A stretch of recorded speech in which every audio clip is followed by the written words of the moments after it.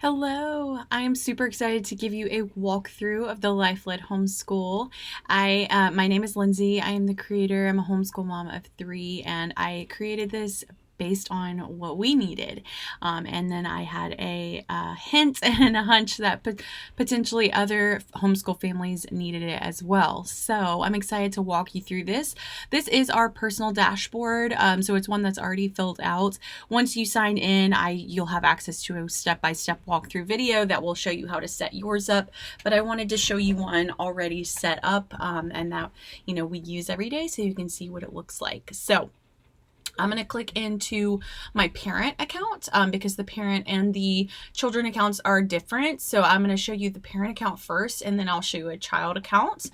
So first we start off with our Today tab. So this is kind of your home dashboard tab that kind of gives you a high level of everything. So a few different things going on this tab. So you're going to see kind of a summary of everything that's being done in a day right here. And so, and real time, as your children check off different items and things, you will be able to see that here. So these are my three children and just high level of what their to-dos are today. If for some reason we were, say, sick or had a super busy day or we were traveling or something like that, I could click this button and put this down to a minimum schedule, and you get to set and choose whatever that is for you.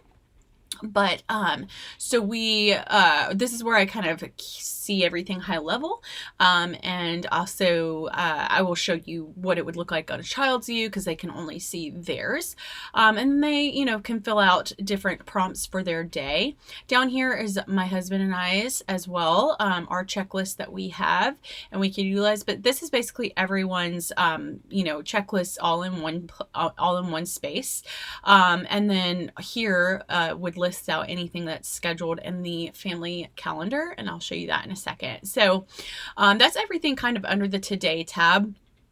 Also, in that family calendar I mentioned, anytime you add an event and attach a photo to it, it's going to come up here and give you this beautiful summary at the top of just all the adventures and things your family has had. So under the family tab, this is where you're really going to set your children's day-to-day plans. So my daughter, who's 3 years old, she obviously has a smaller schedule, that type of thing, but this is where I can come in and add these things. I also can set the stars here is what sets if it's a minimum day essential. So like I said, if we were having a busier day or a sick day, I still want them to get these things done. That's how I do that, is by starring them. And then also these repeat circle things here is a habit, something that you want them to track and to see the streaks, see how many days in a row that they do them. So this is very helpful for building those habits. Now, my daughter and basically all my kids follow pretty much the same schedule every single day. But if for some reason you did a different schedule each day, or it needed to look different day by day, you could very easily switch to the day of the week and set this up by the day of the week. Say you do school on the weekends, whatever that looks like for you. This is very flexible for every family, regardless of what type of schedule and flow that you guys follow. So that's what that looks like. And then as these are being filled out, as they're checking them off day to day, you're going to get a story archive here, which is going to build out the month, the year, all of that, and give you kind of a summary all in one that you can download, you can print, whatever you need to do. All in one place. It's all going into that database. So that's what it looks like on the child level and how you would set those things up. You can set them up very uniquely to each child. You also can set up mom and dad's profiles, your habits, your schedules, all of that here as well. And then we have our projects tab. So projects is a huge piece of the Life-Led Homeschool. It's really what we really focus on. We do other types of bits of curriculum, like we follow a math curriculum ourselves, but we really focus on projects. That's a big way that my kids learn, and is really focused on interest-led learning. So each week, my children pick a project they want to focus on. And so they do that either something they're specifically interested in, or they can come in here in the interest library and pick. Now these are separated out by age. You can filter them out, and these are already pre-built project ideas. And so you can very easily, in a few clicks, have that put into your project section and assign it to a child, or you can obviously add your own. So to give you an idea of what this looks like inside, this is going to walk your child through a step-by-step process for the project. Now, most of the time we follow this on a Monday, Tuesday, Wednesday, Thursday, Friday schedule. Now, you could definitely stretch this out if you wanted to. You could do it however you want, but that's just how we do it. So they essentially are going to do Spark on Monday, Gather on Tuesday, and so on and so forth. So on their Spark day, they're filling out these questions. They're making lists of things that they know they're going to need. They're adding any photos or files. I'm also dropping any resources here that I want them to look into. And it's really just a gathering spot for everything in this project that we need. And then as they move through the steps, they're going to do different things. So in Gather, they're answering questions more about like what materials they're going to need, what resources they're going to need, what do they need to know in order to be able to really understand this concept.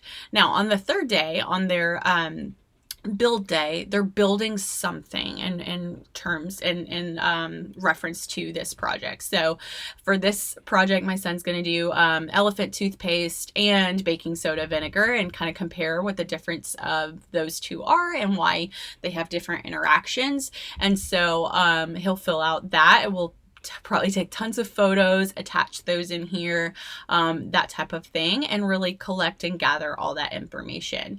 Then on Thursday, he's going to tell everybody in our family about it. We're going to do some sort of a short presentation where he really explains what he learned, why it went the way it did it go the way he thought it would, all of that. We most likely will either record or take photos of that and attach it here.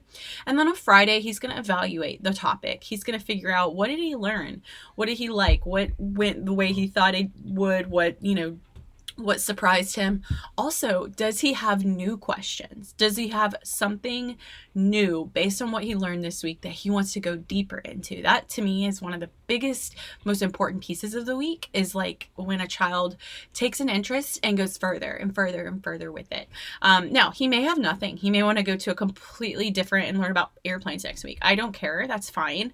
But this gives them the opportunity to reflect and say, do I have, something else I want to learn about this? And then they just can take general reflection notes here.